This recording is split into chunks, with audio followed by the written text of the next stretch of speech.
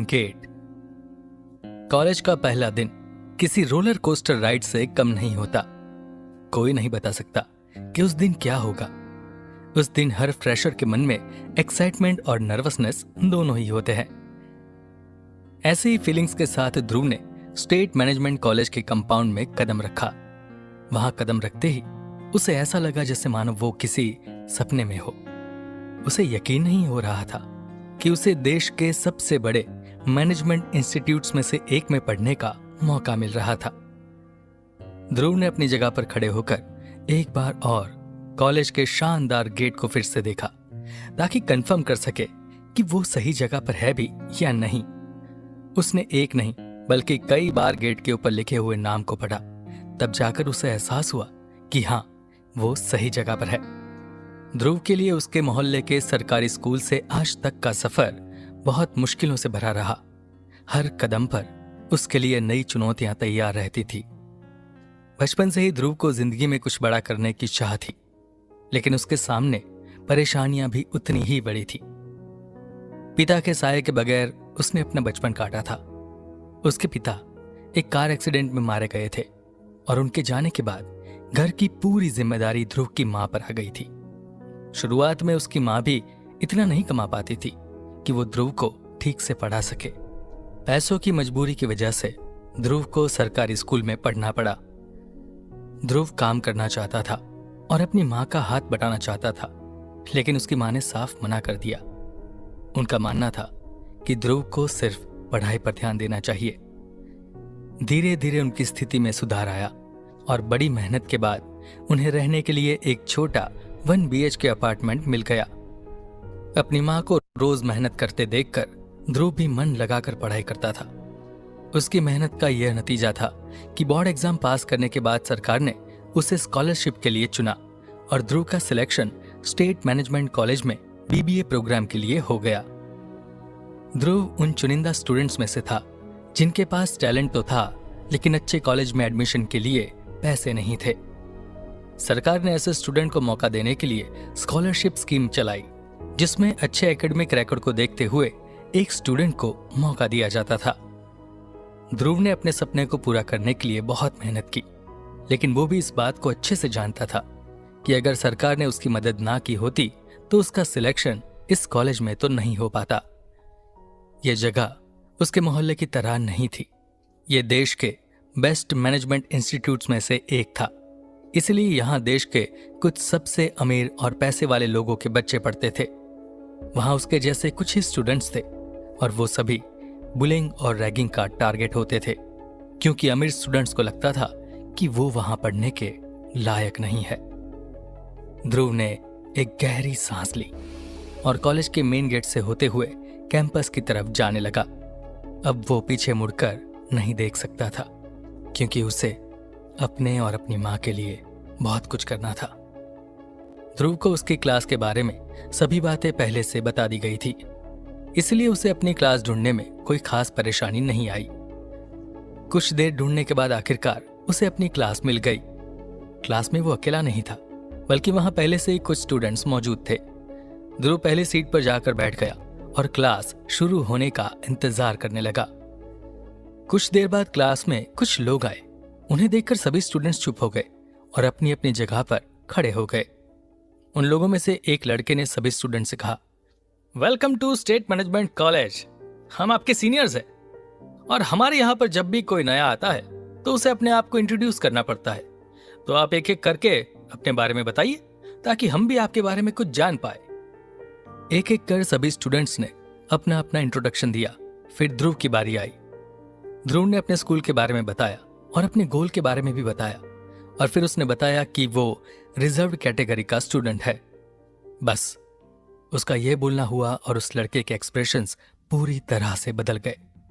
उस लड़के ने उससे कहा, जरा पीछे देखो, सभी रिजर्व स्टूडेंट सबसे लास्ट में बैठते हैं, तो तुम फ्रंट रो में कैसे बैठ गए? ध्रुव के पास उसके सवाल का कोई जवाब नहीं था। वो तो वहां नया आया था, उसे क्या पता कि रिजर्व स्टूडेंट्स कहां बैठते हैं और बाकी स्टूडेंट्स कहां। उसने इनोसेंटली जवाब दिया, सर, क्या हम सब में और बाकी स्टूडेंट्स में अंतर है? आफ्टर ऑल हम भी कंपटीशन फेस करने के बाद यहां आए हैं। ध्रुव का जवाब सुनकर वो लड़का बुरी तरह से चिढ़ गया, तो उसने गुस्से में कहा, बहुत ज्यादा फर्क है, तुम्हारी यहां बैठने की भी औकात नहीं है। बस एक रूल के सहारे तुम यहां पर आ गए हो। यहां आ गए वो अच्छी बात है, लेकिन कभी खुद को हमारे बराबर समझने की गलती भी मत करना। अपना बैग लो और चुपचाप पीछे की रो में जाकर बैठो। पूरी क्लास में सन्नाटा छाया हुआ था। सभी जानते थे कि ना चाहते हुए भी ध्रुव रैगिंग का शिकार हो गया है। स्टेट मैनेजमेंट कॉलेज में ध्रुव के जैसे स्टूडेंट का सरवाइव कर पाना बहुत मुश्किल था। सीनियर्स हमेशा ऐसे स्टूडेंट्स को अपना निशाना बनाते थे और रैगिंग करते थे, ताकि किसी तरह उन्हें डरा के वहां से भगाया जा सके। ध्रुव के पास उस लड़के की बातें सुनने के अलावा कोई रास्ता नहीं था। उसने अपना बैग उठाया और पहली सीट से सबसे लास्ट की सीट की तरफ जाने लगा। फिर उस लड़के ने ध्रुव की तरफ देखते हुए कड़क आवाज में कहा, 1 मिनट, जा रहे हो तुम? क्या अब मुझे तुम्हें यह भी बताना पड़ेगा कि गलती करने के बाद उसकी माफी भी मांगनी पड़ती है? यह सुनकर ध्रुव अपनी जगह पर रुक गया। उसने उस लड़के को देखा और कहा, सॉरी सर, मुझसे गलती हो गई, आगे से ऐसा नहीं होगा। उस लड़के ने क्लास में बैठे सभी लोगों से कहा, हम तुम्हारे सीनियर हैं और सीनियर की रिस्पेक्ट करना बहुत जरूरी है। आज के बाद अगर तुम में से किसी ने भी मुझे जवाब देने की कोशिश की तो उसके साथ अच्छा नहीं होगा। ये मेरा कॉलेज है और यहां मेरे रूल्स चलते हैं।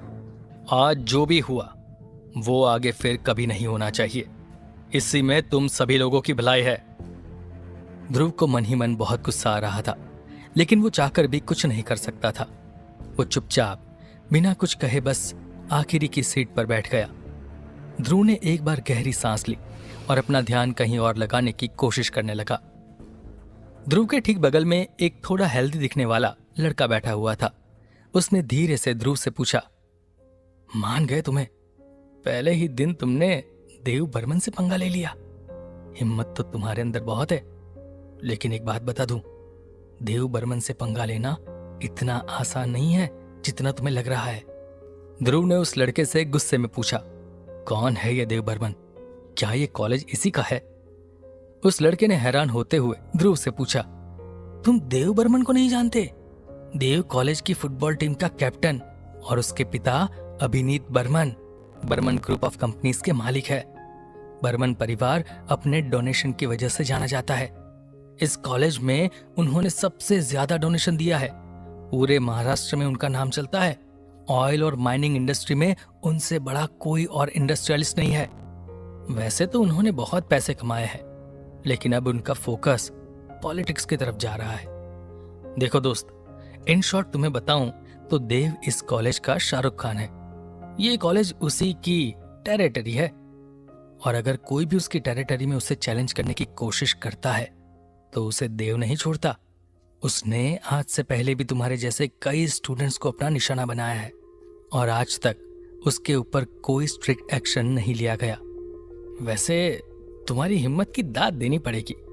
कॉलेज के पहले ही दिन तुमने कॉलेज के सबसे बड़े गुंडे से पंगा ले लिया है। देव बर्मन के बारे में सुनकर ध्रुव का गला सूख गया। उसे डर लगने लगा कि कहीं ये बात ज्यादा न बढ़ जाए। ध्रुव कॉलेज में मिस्टर नोबडी बनकर रहना चाहता था। उसका प्लान था चुपचाप अपना ग्रेजुएशन कंप्लीट करना, लेकिन पहले ही दिन उसके प्लान पर पानी फिर गया था।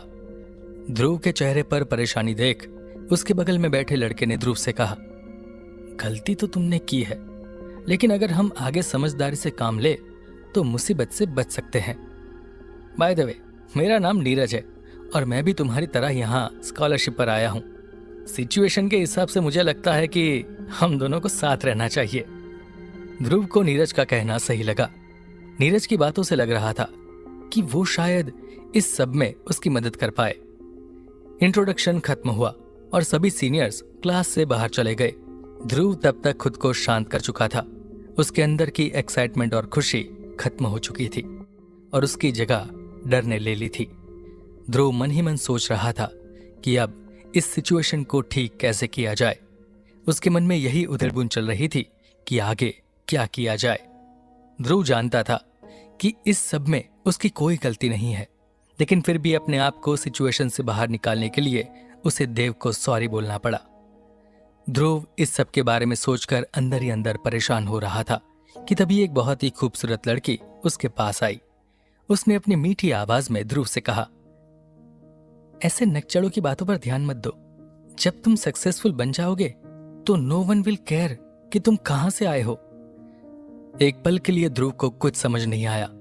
उसका ध्यान उस लड़की की बातों की तरफ नहीं था, बल्कि सिर्फ इस बात पर था कि उसकी क्लास में इतने लोगों में सिर्फ वही लड़की थी जो उसे मोटिवेट करने की कोशिश कर रही थी। ध्रुव ने उस लड़की से कुछ नहीं कहा, बस उसे देखता रहा। वो लड़की मुस्कुराकर वहां से चली गई और ध्रुव के मन में एक अजीब सी हलचल मच गई।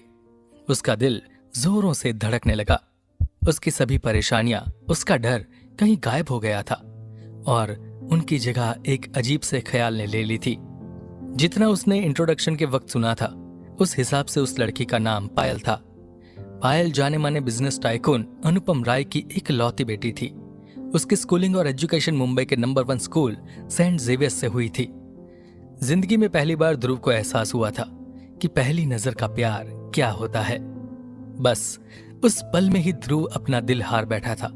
उसके दिल में पायल के लिए एक ऐसी जगह बन गई थी जो आज तक किसी के लिए नहीं थी। वो सब कुछ भूल बैठा था। उसे कुछ याद नहीं था कि वो कहां है और उसके आसपास कौन है। तभी नीरज ने ध्रुव के कंधे पर हाथ रखते हुए उससे कहा, इतना ड्रामा तो किसी सीरियल में भी नहीं होता जितना आज तुम्हारे साथ हुआ है।